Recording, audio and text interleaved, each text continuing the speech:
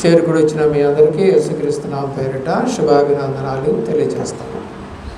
యోహాను రాసినటువంటి సువార్త, యోహాను రాసిన సువార్త 8వ అధ్యాయము 12వ వచనం. మరలా యేసు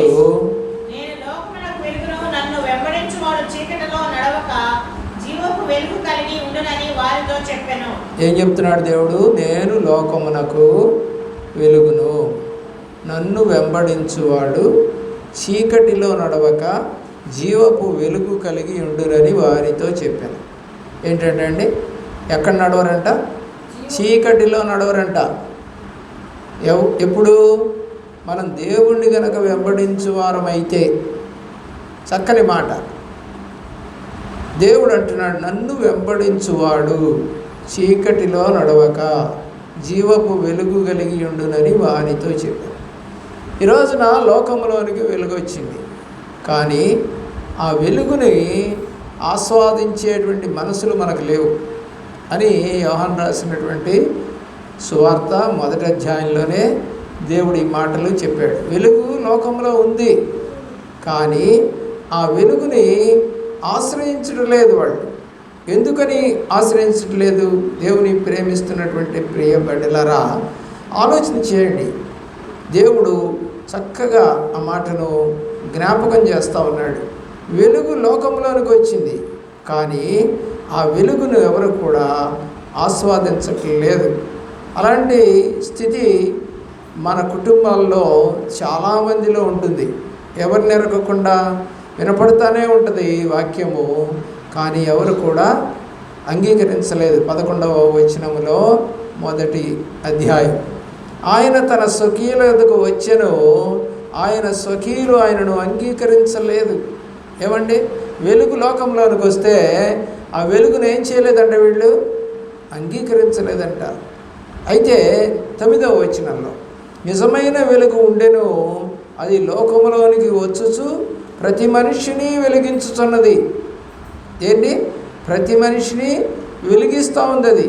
అయితే ఈ వీళ్ళకి మాత్రం ఆ వెలుగు అనేది ఇష్టం కాలేదు. ఎవరు వీళ్ళు? ఇశ్రాయేలీలు. యేసు ప్రభువుని దేవుని కుమారుడుగా అంగీకరించినటువంటి వారు. తెస్సలోనికీ మొదటి పత్రికలో 5వ అధ్యాయము, తెస్సలోనికీయ మొదటి పత్రిక 5వ అధ్యాయము 4-5 వచనాలు. సహోదరులారా, ఎవరు కాకపోతే దేవుడు రాజ్యంలోనికి వెళ్లకుండా ఉంటామంటే ఆయన్ని వెంబడించకుండా వెలుగులో నడవని వారు.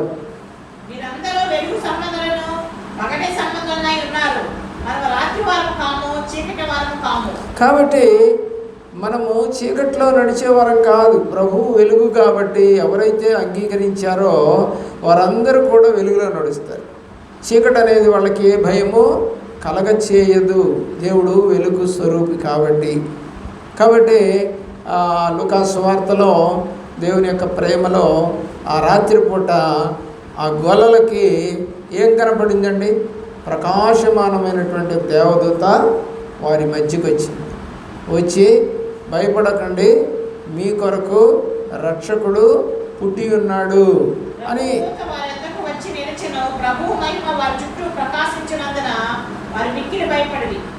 కాబట్టి దూత వాళ్ళకి ఏం తీసుకొచ్చిందండి? ఒక మంచి సమాచారం తీసుకొచ్చింది. ఆ సమాచారమే యేసుక్రీస్తు మన కొరకు ఈ లోకములో జన్మించి ఉన్నాడు. ఆయన పేరు యేసు. యేసు అంటే రక్షకుడు. వాళ్ళు ఆ రాత్రిపూట చెప్పాడు కాబట్టి దూత, రేపు పొద్దున పోయి చూద్దాంలేరా అనుకోలా. వెంటనే రాత్రిపూటే బయలుదేరారు వాళ్ళు. అర్ధరాత్రిలోనే బయలుదేరి ప్రభువుని చూసి మరలా వాళ్ళ గ్రామాలకి వెళుతూ అప్పుడు దేవుడి గురించి చెప్పుకుంటూ పోయారట, ప్రచురము చేసిరి. కాబట్టి దేవుని యొక్క ప్రేమ అంటే ఇప్పుడు వాళ్ళు దేన్ని ప్రచురం చేస్తూ ఉన్నారు? వెలుగుని. అయ్యా వెలుగులోకి రండి, చీకట్లో ఉన్నవారులారా వెలుగులోనికి రండి, యేసుక్రీస్తు అనే రక్షకుడు మన కొరకు పుట్టి ఉన్నాడని వాళ్ళు కేకలేసుకుంటూ వెళుతూ ఉన్నారు. ఆదికాండము 3వ అధ్యాయము 3వ అధ్యాయము 8వ వచనం. ఆదికాండము 3వ అధ్యాయము 8వ వచనం. చల్లపొటన ఆదామును అతని భార్యయు తోటలో సంచరించుచున్న దేవుడైన యెహోవా స్వరము విని దేవుడైన యెహోవా ఎదురికి రాకుండా తోటల చెట్ల మధ్యలో దాక్కుకొనగా. ఇప్పుడు ఎక్కడున్నారు వాళ్ళు? వెలుగులోనికి రావట్లా. ఇద్దరు ఏమయ్యారు? దాక్కున్నారంట. అంటే వెలుగు సంబంధులుగా ఉండాల్సినటువంటి ఆదాము అవ్వలు అనేటువంటి వాళ్ళిద్దరూ కూడా ప్రపంచంలో వాళ్ళిద్దరే ఉన్నారు ఇప్పటికీ. మరి దేవుడు వస్తే ఏదైనా తోటలోకి రావట్లేదు. అలాగే మందిరం తెరిచి దేవుడి యొక్క ప్రార్థన సమావేశాన్ని జరిగిస్తూ ఉంటే కూడా కొంతమంది రారు, కొంతమంది ఆలస్యంగా వస్తారు, కొంతమంది పోకపోతే ఏం లేదు మైక్లో వినపడుతుంది కదా అంటారు, కొంతమంది ఏమో యూట్యూబ్లో మళ్ళా చూడొచ్చులే అంటారు, కొంతమంది ఏదో ఒక మెసేజ్ విన్నాము గయ్య గారు అని అంటారు, రకరకాలుగా ఉంటారు. ఇక్కడ దేవుడు ఏదైనా తోటలోకి వచ్చాడు అంటే దేవుడు అంటే ఏమని చెప్పుకున్నాం? మూలవాక్యంలో వెలుగు అని చెప్పుకున్నాం. కాబట్టి వెలుగు ఇప్పుడు ఏదైనా తోటలోకి వచ్చింది. దేన్ని తెరవేయాలని? ఆదాము అవ్వలో ఉన్నటువంటి చీకటిని. అంటే వాళ్ళు చీకట్లోకి వెళ్ళిపోయారు అప్పటికే. చెట్టు చాటునని కాదు, పాపము మాటలు, సాతాను మాటలు ఎప్పుడైతే వాళ్ళు విన్నారో వాళ్ళు ఎక్కడున్నట్టు ఇప్పుడు చీకట్లోకి వెళ్ళిపోయారు. ఎవరి మాట వింటున్నారు? సాతాను మాట వింటున్నారు. దేవుడు పిలిచినా కూడా రాకుండా ఏమంటున్నాడు ఆదాము? నీవు ఈ యొక్క తోటలో మమ్మల్ని పిలిచినప్పుడు మేము చెట్ల చాటున దాక్కుని ఉంటేవి. ఎందుకు దాక్కున్నారు? ఎవరు చెప్పారు మీకు అని ఎన్నో ప్రశ్నలు వేశాడు ప్రభువారు. అయినా మరి విన్నారండి? వినలా. ప్రభువా నువ్వు చెప్పినట్టు వినకుండా మేమిద్దరం తప్పు చేశాం అని అప్పుడే కనుక వాళ్ళు అని ఉంటే, అంటే పాపాన్ని కనుక ఒప్పుకొని ఉంటే కనికరం కలిగిన దేవుడు క్షమించి ఇక సాధారణ మాటలు వినబాకండి అని చెప్పేవాడు. కానీ వీళ్ళు ఒప్పుకోలేదు. ఒకళ్ళ మీద ఒకళ్ళు నెపం వేసుకున్నారు. అదిగో నువ్వు తెచ్చిచ్చావే భార్య, ఆమె కోసుకొచ్చింది, నేను కొయ్యలేదు అంటున్నాడు. చాలామంది మన ఇళ్లల్లో, కుటుంబాల్లో, అలాగే మందిరాల్లో ఏం జరుగుతుందంటే ఒకళ్ళ మీద ఒకళ్ళు నెపం పెట్టుకో. ఆ వస్తువు కనపట్టలేదు అన్నా అనుకో, నాకు తెలియదు, నేను చూడలేదు, నేను ఓడవలేదు, నేను తెరవలేదు, నేను దొడవలేదు, నేను ఉన్నప్పుడు అసలు అది లేదు అయిపోయి.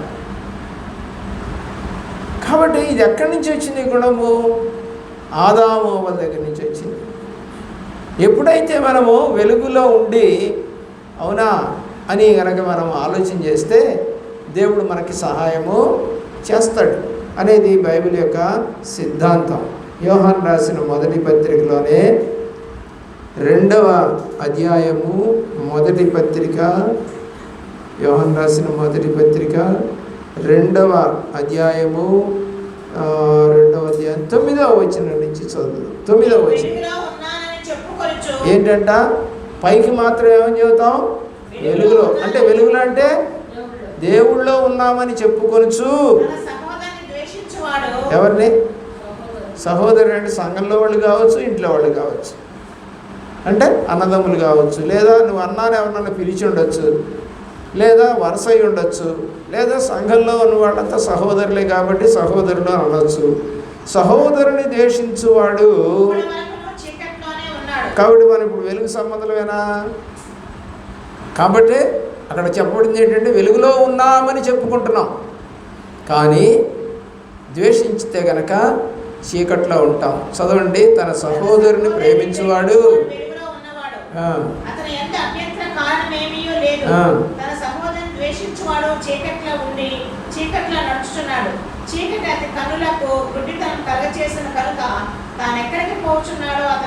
కాబట్టి ఇప్పుడు చీకట్లో మనం నడవాలన్నా, మన ఇంట్లో వస్తువులు మనం తీసుకోవాలన్నా కూడా మనం తీసుకోలేం. కారణం ఏంటి చెప్పండి? వెలుగులో ఉన్నప్పుడు దాన్ని ఈజీగా కనుక్కోవచ్చు, వెలుగు లేనప్పుడు మనం దాన్ని కనుక్కోవటం కష్టం. అలాగే ఇప్పుడు దేవుళ్ళో లేని వారంతా కూడా ఏం కలుగుద్ది అంటే వాళ్ళ కళ్ళకి గుడ్డితనం కలుగుతుంది. కనుక వాళ్ళు ఎక్కడికి పోతున్నారో వాళ్ళకి తెలియదు, ఏం చేస్తున్నారో తెలియదు. దేవుడి దగ్గరికి వెళ్దాం, ప్రార్థన చేసుకుందాం. దేవుడు వెలుగులో ఉంటాడు, మనల్ని వెలుగులో నడిపిస్తాడు, చీకట్లోనికి పోనీయడు. ఒకవేళ చీకటి కనుక ఏమైనా కమ్ముకొని ఉంటే ఆయన దగ్గరికి వెళ్తే చీకటి పోతుంది అన్న ఆలోచనలు ఈ రోజున మనకి కనపట్టాలి. ఎందుకనంటే వెలుగులోనికి వస్తే తప్పుడు పనులు చేయటానికి ఇష్టపడరు. అదే మూలవాక్యం మనం చదువుకుంది. చీకట్లో ఉన్నవాడు చెడుతనము చెయ్యడు, అపవిత్రమైనవి చెయ్యడు, దేవునికి అయిష్టంగా ఉన్నవి చెయ్యరు, భయపడతారు. కాబట్టి వెలుగులో ఉన్నామని చెప్పుకోవటం గొప్ప సంగతి కాదు అని బైబిల్ మనతో మాట్లాడతాం. కాబట్టి ఆయన ఎందుకు సిలువ వేయబడ్డాడు? మన కోసమే కదా. మరి చీకటిని మనం ప్రేమిస్తే దేవుడు మనతో ఉండడు కదా, వెళ్ళిపోతాడు కదా. లోపల ఎవరుంటారు? యోహాను రాసిన మొదటి పత్రికలోనే 4వ అధ్యాయము 4వ వచనంలోనికి మనం వెళ్ళినట్లయితే, మీలో ఉన్నవాడు లోకములో ఉన్నవాని కంటే గొప్పవాడు కనుక మీరు వారిని జయించి ఉన్నారు. ఏంటంటే మనలో ఉన్నవాడు లోకంలో ఉన్నవాడి కన్నా గొప్పవాడు. కాబట్టి ఇప్పుడు చీకటిని మనం ఏం చేయగలమంట? జయించగలము. ఎందుకంటే మనకు జయమిచ్చు దేవుడు యెహోవాయే, విజయమిచ్చు దేవుడు ఆయనే, ఊరేగించే దేవుడు ఆయనే, బలపరిచే దేవుడు ఆయనే, నిలబెట్టే దేవుడు ఆయనే, పారిపోకుండా ధైర్యముగా సింహం వలె బొబ్బరించగలిగిన శక్తినిచ్చేది దేవుడే. కీర్తనాకారుడు రాస్తా ఉన్నాడు 106వ కీర్తన, 106వ కీర్తన 13వ చరణము 22వ చరణము చదువుదాం. 13వ చరణము 22వ చరణం 106వ సంకీర్తన. ఏమైందంట? దేవుడు కార్యాలు వాళ్ళు మర్చిపోయారంట. 13వ వచనంలో మనం చదువుతాం. ఆయన కార్యాలు వెంటనే మర్చిపోయారు, ఆయన ఆలోచన కొరకు కనిపెట్టకుండా పోయారు. అరణ్యంలో వారు బహుగా ఆశించిరి, ఎడారిలో దేవుని శోధించి. చీకటికి వెళ్ళిపోయారు వీళ్ళు, దేవుణ్ణి శోధిస్తున్నారు అని అంటే వాళ్ళు వెలుగులో ఉన్నట్ట కాదు, చీకటికి వాళ్ళు తిరిగిపోయినట్టుగా బైబిల్ చెప్తా ఉంది. 22వ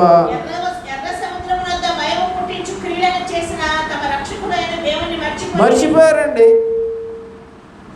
అరే వెలుగులో నుంచి దేవుడు చీకటి అయినటువంటి ఐగుప్తు అనేటువంటి దేశం, పాపపు దేశంలో నుండి కనాను దేశంలోనికి దేవుడు నడిపిస్తూ ఉంటే ఆయన ఏం చేశారంటే వీళ్ళు మరచిపోయిరి, అద్భుత కార్యాలు మర్చిపోయిరి.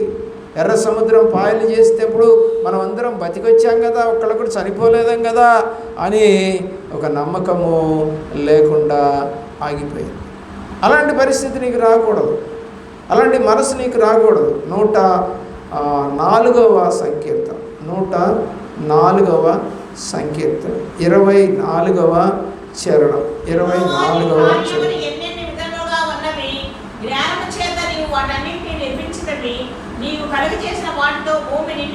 ఏంటంట? నీ కార్యములు ఎన్నెన్నో విధాలుగా ఉన్నాయి. ఒక అమ్మాయికి వివాహం కావట్లేదు, పెళ్ళయింది, పిల్లలు పుట్టలేదు, దేవుడు ఇచ్చాడు. అలాగే మగపిల్లడు కావాలని అడిగింది, మగపిల్లడిని ఇచ్చాడు. ఇల్లు లేదంటే ఇల్లు ఇచ్చాడు, వాహనం లేదంటే వాహనం ఇచ్చాడు, ఉద్యోగం లేదంటే ఉద్యోగం ఇచ్చాడు. కాబట్టి అన్నీ ఇచ్చినా కూడా ఎక్కడికి రావట్లేదు? దేవుడి దగ్గరికి రావట్లేదు, ప్రార్థన చేయట్లేదు. ఏమండి, లోకంలో అనేక విషయాల దగ్గరికి పరిగెత్తుకుంటూ ఆటోలు పెట్టుకొని వెళ్ళి ఇటు తిరుగుతూ ఉంటాం. పక్కనే ఉన్నటువంటి లేదా 10 అడుగుల దూరం లేదా 20 అడుగుల దూరం, ఒక ఫర్లాంగ్ దూరం ఉన్నటువంటి చర్చికి రావడానికి అంటారు, రాగాలు తీస్తారు. కానీ మిగతా వాటికి అన్నిటికీ కూడా ముందుగా పరిగెడుతూ ఉంటారు. అది దేవుని యొక్క ప్రేమ కాదు. అంటే దేవుడిని నీవు సరిగా ప్రేమించటం లేదు. 106వ కీర్తనలోనే 106 14వ చరణం. చూడండి, ఎడారిలో కూడా దేవుడిని శోధించారు. అరే 4 రోజులు ఎంత, 40 రోజులు అంటే ఎంత తేలికండి. మంచి దేశంలోనికి వెళ్ళి మంచి ఆహారం తినే రోజులు రాబోతూ ఉంటే వాళ్ళకి ఒకప్పుడు చిన్నప్పుడు ఏదో ఒక పాట రాశారు. ఆ పాట మేము అనుకునేవాళ్ళం 60 ఏళ్ల క్రితం. ఏమండి, ఉందిలే మంచి కాలం ముందు ముందునా అని ఒక మంచి పాట ఉండేది. మరి ఏది మంచి కాలం ఏది? 60 ఏళ్ల క్రితం విన్నాను ఆ పాట. మరి ఆ పాట నేను విన్నప్పుడు నాకు అనుమానం వస్తూ ఉంటుంది. ముందులే మంచి కాలం ముందు ముందున అన్నాడు. మరి మా ఇంట్లో మంచి జరగలేదు, పక్కింట్లో మంచి జరగలేదు, మందిరంలో మంచి జరగట్లేదు, ఎక్కడా మంచి జరగట్లేదు కదా. ముందులే ఉందిలే ఉందిలే అనుకుంటూ పోతూనే ఉన్నాం. ఇంకా ఏమైంది? చెడు ఎక్కువైంది. ఆ రోజుల్లో కాస్త నీతి న్యాయాలు ఉన్నాయండి 60 ఏళ్ల క్రితం, ఇప్పుడు లేవు. ఆ రోజుల్లోనే ఆ పాట కట్టి మరి అందరికీ కూడా చైతన్యం తేవాలని ఆశపడ్డారు. అంటే నిరుత్సాహపడబాకండి, రాబోతుందిలే ముందు రోజు అని. అయితే బైబిల్లో మనం అంటే చెప్పకూడదు. ఎందుకంటే దేవుడు రాకడా రోజు బహుభయంకరమైనది, దాన్ని తాళుకోగల శక్తి ఎవరికీ లేదు. కాబట్టి ముందుంది మంచి రోజులు అని చెప్పకండి, ముందున్నాయి చెడ్డ రోజులే. ఎందుకని? దేవుడు కోపము ఎక్కువయ్యే రోజులు, వెలుగులో లేకుండా చీకట్లోకి వెళ్ళిపోయినటువంటి మనుషుల మీదకి దేవుడు ఉగ్రతను తెచ్చే రోజే యెషయా గ్రంథం చివరి అధ్యాయంలో 12వ వచనంలో మనకు కనబడతా ఉంది. ఆయన మహోగ్రుడై అగ్నివలే దిగి వస్తున్నాడట. ఎందుకనంటే కోపం ఎక్కువైపోయింది ఆయనకి. కాబట్టి మనం అనుకుంటాం దేవుడు మనల్ని ఏం చేయట్లేదులే, బాగానే ఉన్నాం కదా అని. అనుకోవద్దండి. కాబట్టి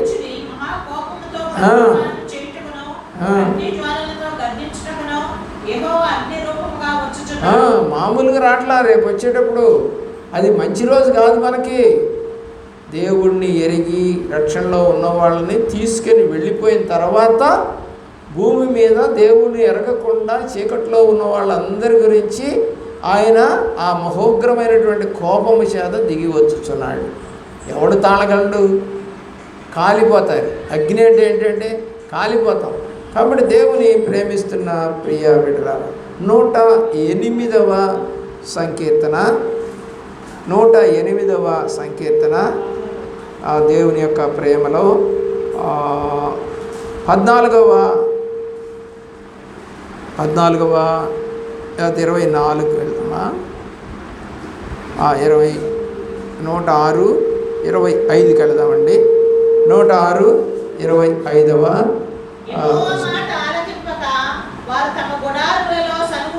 వెలుగులో లేని వాళ్ళంతా ఏం చేస్తారండి? చీకట్లోకి వెళ్ళి సణుక్కుంటుంటారు, చెవులు కొరుక్కుంటుంటారు. ఏమండి, కారులో కూడా మనం ఇతరులకు కనపడకూడదు అన్నట్టుగా పక్కనే మాట్లాడుకుంటారు. ఎక్కడికి పోతుందో మాట వాళ్ళకి కనపడుద్దేమో అన్నట్టుగా గుసగుసలాడతారు. పిల్ల ఎందుకు గుసగుసలాడతారు? దేవుడు ఎక్కడన్నా గుసగుసలాడా? ఎవరితో అయినా? పోనీ శిష్యులాడారా? ఎవరితో అయినా? ఏది కూడా బహిరంగంగా మాట్లాడారు. కానీ ఈ రోజున వాళ్ళు ఏం చేశారంటే చీకట్లోకి వెళ్ళి దేవుణ్ణి సణిగారంట. దేవుళ్ళ లేరుగా, వెలుగులో లేరుగా ఇప్పుడు.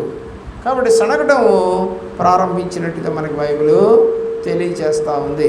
అలాగే 36వ వచనం కూడా చూడండి. 36వ చరణం.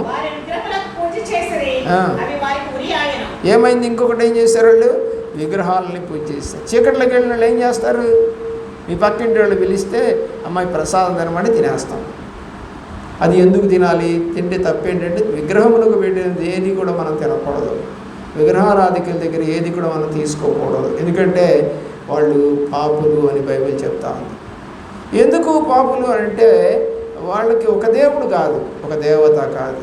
దానికి తోడు వాళ్ళ దేవుడికి భార్యలు ఉంటారు. మన దేవుడికి భార్య లేదు. పరిశుద్ధుడైనటువంటి దేవుడు, మార్చే పని లేదు దేవుడిని. మనం ఇక్కడ ఒకటే దేవుడు మనకు కనపడతా వచ్చాడు. అలాగే ప్రియులరా 43వ వచనం కూడా చూడండి. 43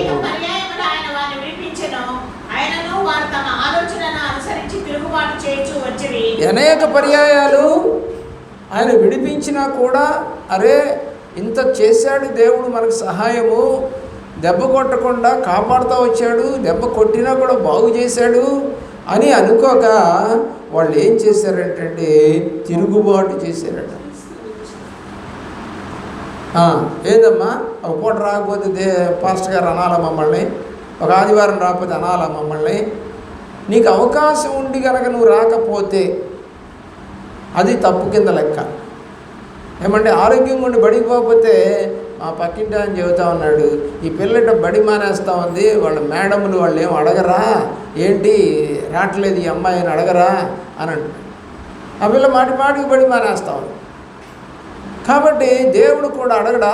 అడిగే రోజు ఒక రోజు వస్తుంది. అప్పటిదాకా ఉండాలా మనము? ఉండకూడదు. మత్తయి సువార్త 27వ అధ్యాయం 21, 22 వచనములు. మత్తయి సువార్త 27వ అధ్యాయం. ఇక్కడ దేవుని యొక్క ప్రేమలో ఎవరిని కావాలి కోరుతారంటే బరబ్బానే కావాలి మాకు. ఈ ఇద్దరిలో నేను ఎవరిని విడుదల చేయమని మీరు కోరుచున్నారని వారిని అడగగా వారు బరబ్బానే అనిరి. అందుకు పిలాతు, అలాగైతే క్రీస్తనబడిన యేసును ఏమి చేతునని వారిని అడగగా సిలువ వేయమని అందరినూ చెప్పిరి. కాబట్టి మంచి వాళ్ళని ఏం చేయమంటున్నారు? సిలువ వేయండి. అప్పటికే బందిపోటు దొంగగా ఉండి జైల్లో ఉన్నవాడిని ఏం చేయమంటున్నారు? వాడిని మాకు బయటికి తీసుకు. అంటే చివరికి ఇప్పుడు న్యాయం గెలుస్తుందా? నీతి గెలుస్తుందా? లేదు. అనీతి గెలుస్తూ ఉంది, దౌర్జన్యం గెలుస్తూ ఉంది. మరి వాళ్ళ మీద అధిపతులుగా ఉన్నటువంటి రోమా ప్రభుత్వాధికారులు కూడా ఆ నీతిని బట్టి నడుచుకోక, మరి యూదులు మాట్లాడిన దాన్ని బట్టి నడుచుకొని, ప్రభువారు ఏ నేరము లేదని కూడా తెలుసు, పిలాతుకి తెలుసు. వాళ్ళ భార్య చెప్పింది, అయ్యా ఆ నీతిమంతుడి జోలికి పోవద్దు అంది. వాళ్ళకు కూడా తెలుసు. కానీ ప్రజల యొక్క ఆమోదం కొరకు అతన్ని సిలువేశారు. ఈ రోజున అలాంటి అన్యాయము ప్రతి చోట జరుగుతూనే ఉంది. ఇప్పటికి కూడా మనం అది చూస్తూనే ఉన్నాం. దేవుని ప్రేమిస్తున్న ప్రియ బిడ్డలారా, ఆలోచన చేయండి. ప్రకటన గ్రంథము 12వ అధ్యాయము 13వ వచనం. ప్రకటన గ్రంథం 12, 13 వచనములు. ఆ ఘట సర్పము తాను భూమి మీద పడద్రోయబడి ఉండుట చూచి ఆ మగ శిశువును కనిన స్త్రీని హింసించెను. అందువల్ల ఆమె అరణ్యములో ఉన్న తన చోటుని ఎగురునట్లు గొప్ప పక్షిరాజు. 12వ అధ్యాయము 13వ వచనం. భయభక్తి గలవానికి, ఏమండి, దేవుని యొక్క ప్రేమలో భయభక్తులు కలిగి మనము దేవుళ్ళో నడవకపోతే, అంటే వెలుగులో కనుక నడవకపోతే దేవుడికి కూడా కోపం వస్తుంది, అలాగే ప్రజలకు కూడా కోపం వస్తుంది. అనీతిగా నడిచేవాళ్ళు వీళ్ళు ఫ్రెండ్స్ అవ్వచ్చేమో, కానీ నీతిగా నడిచేవాళ్ళు ఎప్పుడు కూడా దాన్ని ఖండిస్తూ ఉంటారు అనేది బైబిల్ సత్యం. అందుకనే మనం ఎవరు సహవాసం చేయాలో యోహన్ రాసిన మొదటి పత్రిక 1వ అధ్యాయము 7వ వచనంలో వ్రాయబడతా ఉంది. చూడండి, 1వ అధ్యాయం 7వ వచనం. మనము వెలుగులో గనక నడిస్తే అన్యోన్య సహవాసము కలవాలి.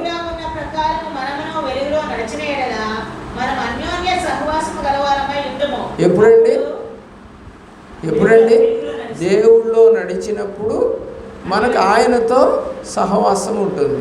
ఎందుకంటే వెలుగంటే ఆయన కాబట్టి ఆయనలో నడిచే వాళ్ళందరికీ ఆయన సహవాసం అనేది ఉంటుంది. ఆయన సహవాసంలో ఉన్న వాళ్ళకి చెడు చేయాలనే మనసు రాదు. ఒకవేళ వచ్చినా దాన్ని దేవుడు దగ్గరికి వెళ్ళి మనం అడిగినప్పుడు, క్షమించయ్యా, నేను తప్పుగా ఆలోచన చేస్తున్నాను, నా రొమ్ములు పాపాన్ని దాచుకోవాలనుకోవట్లేదు, దాన్ని ముందు పెడుతున్నానేది, ఇక నుండి ఇలాంటి ఆలోచన, ఇలాంటి తలంపు, ఇలాంటివి ఏమి రావు. మరి యూదులకు వచ్చింది, యేసు ప్రభువుని అన్యాయంగా చంపాలనే తలంపు వచ్చింది.